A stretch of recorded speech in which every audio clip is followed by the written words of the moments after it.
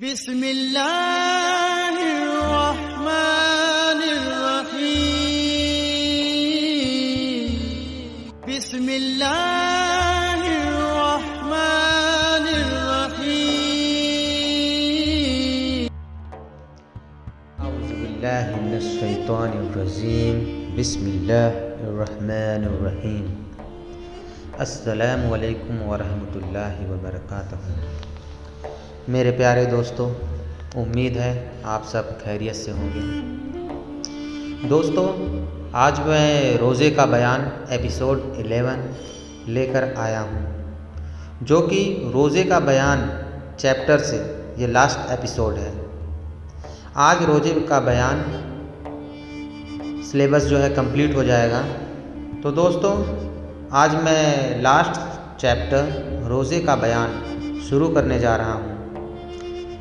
میرے یہ جتنے بھی چیپٹرز آئے ہوئے ہیں، مطلب ایپیسوڈ، میں نے اب تک ٹوٹل 11 ایپیسوڈ بنایا ہے۔ اگر اس میں سے کچھ بھی غلطیاں ہوئی ہو تو پلیز مجھے بتائیں، میں اس کو نیکسٹ ٹائم ٹھیک کرنے کی پوری کوشش کروں گا انشاءاللہ۔ تو چلیے شروع کرتے ہیں روزے کا بیان ایپیسوڈ 11۔ بسم اللہ الرحمن الرحیم۔ پوائنٹ نمبر 46، جمعے کے دن روزہ رکھنا۔ جابر رضی اللہ تعالی عنہ سے روایت ہے، ان سے پوچھا گیا کہ آیا رسول اللہ صلی اللہ علیہ وسلم نے جمعہ کے دن روزہ رکھنے سے منع فرمایا ہے؟ انہوں نے کہا ہاں۔ زویریہ بنت حارث رضی اللہ تعالی عنہ سے روایت ہے، جمعہ کے دن نبی اکرم ان کے گھر تشریف لے گئے تو وہ روزے سے تھے۔ آپ نے پوچھا، کیا تو نے کل بھی روزہ رکھا تھا؟ انہوں نے عرض کیا نہیں۔ آپ نے فرمایا، کیا تو کل آئندہ روزہ رکھنا چاہتا ہے؟ انہوں نے عرض کیا نہیں۔ آپ نے فرمایا، پھر تو روزہ افطار کر دے۔ پھر صرف جمعہ کا روزہ رکھنا منع ہے، اگر ایک دن پہلے یا بعد ساتھ ملا لیا جائے تو کوئی حرج نہیں۔ اس لیے منع فرمایا کہ یہودیوں سے برابری نہ ہو، کیونکہ وہ جس دن اپنی عبادت گاہوں میں جمع ہوتے ہیں صرف اس دن کا روزہ رکھتے ہیں۔ پوائنٹ نمبر 47، روزے کے لیے دن مقرر کرنا۔ روزے کے لیے کوئی دن مقرر کیا جا سکتا ہے۔ عائشہ رضی اللہ تعالی عنہ سے روایت ہے، ان سے سوال کیا گیا، آیا رسول اللہ صلی اللہ علیہ وسلم عبادت کے لیے کچھ دنوں کی تخصیص فرماتے تھے؟ انہوں نے فرمایا نہیں، آپ کی عبادت دائمی ہوا کرتی تھی۔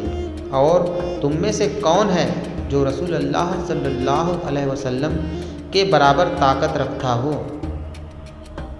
امام بخاری صاحب کا مطلب یہ ہے کہ کسی دن کو خاص کر کے پابندی کے ساتھ روزہ رکھنا درست نہیں، لیکن سوموار اور جمعرات کا روزہ تو خود رسول اللہ صلی اللہ علیہ وسلم رکھا کرتے تھے۔ شاید امام صاحب کے نزدیک یہ حدیث صحیح نہیں ہوگی، واللہ اعلم۔ پوائنٹ نمبر 48، ایام تشریق میں روزہ رکھنا۔ عائشہ رضی اللہ تعالی عنہ اور ابن عمر رضی اللہ تعالی عنہ سے روایت ہے، انہوں نے فرمایا کہ ایام تشریق میں روزہ رکھنے کی اجازت نہیں دی گئی مگر اس آدمی کو جسے ایام حج میں قربانی کا جانور نہ ملے۔ حج تمتع کرنے والے کو اگر ہدی قربانی نہ ملے تو ایام تشریق کے روزے رکھنے میں قباحت نہیں۔ اس کے علاوہ دوسروں کو ان دنوں روزہ نہیں رکھنا چاہیے کیونکہ یہ دن کھانے پینے اور اللہ کے ذکر کے لیے خاص ہے۔ پوائنٹ نمبر 49، عاشورہ کے دن روزہ رکھنا۔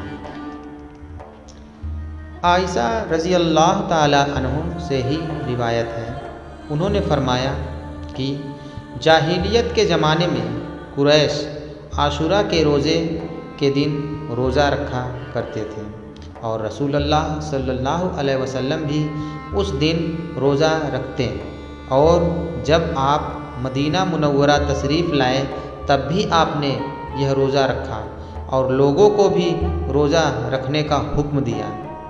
لیکن جب رمضان کے روزے فرض ہوئے تو عاشورہ کا روزہ اختیاری کر دیا گیا۔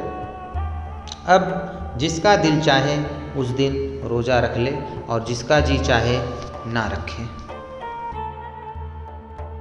عاشورہ 10ویں محرم کو کہتے ہیں، اس دن کا روزہ رکھنا مستحب سنت ہے، البتہ یہودیوں کی مخالفت کے پیش نظر ایک دن پہلے یا بعد کا روزہ ساتھ رکھ لیا جائے۔ رسول اللہ صلی اللہ علیہ وسلم نے اس خواہش کا اظہار کیا تھا کہ اگر میں زندہ رہا تو اگلے سال 9ویں محرم کو روزہ بھی رکھوں گا، لیکن آپ پہلے ہی رفیق الاعلیٰ سے جا ملے۔ واضح رہے کہ حضرت نوح علیہ السلام سے یہ دن قابل احترام ہے۔ حضرت نوح علیہ السلام کی کشتی بھی اسی دن جدی پہاڑ پر لنگر انداز ہوئی تھی، اس لیے وہ بھی اس دن کا روزہ رکھتے تھے۔ پوائنٹ نمبر 50، ابن عباس رضی اللہ تعالی عنہ سے روایت ہے، انہوں نے فرمایا کہ نبی صلی اللہ علیہ وسلم مدینہ آئے تو آپ نے یہودیوں کو عاشورہ کا روزہ رکھتے دیکھا۔ آپ نے پوچھا، یہ روزہ کیا ہے؟ انہوں نے جواب دیا، ایک اچھا دن ہے، یعنی اس دن اللہ نے بنی اسرائیل کو ان کے دشمن سے نجات دی تھی تو موسیٰ علیہ السلام نے روزہ رکھا تھا۔ آپ نے فرمایا، میں تم سے زیادہ موسیٰ علیہ السلام سے تعلق رکھتا ہوں، چنانچہ آپ نے اس دن کا روزہ رکھا اور لوگوں کو بھی روزہ رکھنے کا حکم دیا۔ پابندی کے ساتھ روزہ رکھنے کا یہ حکم رمضان المبارک کے روزے فرض ہونے سے پہلے کا تھا۔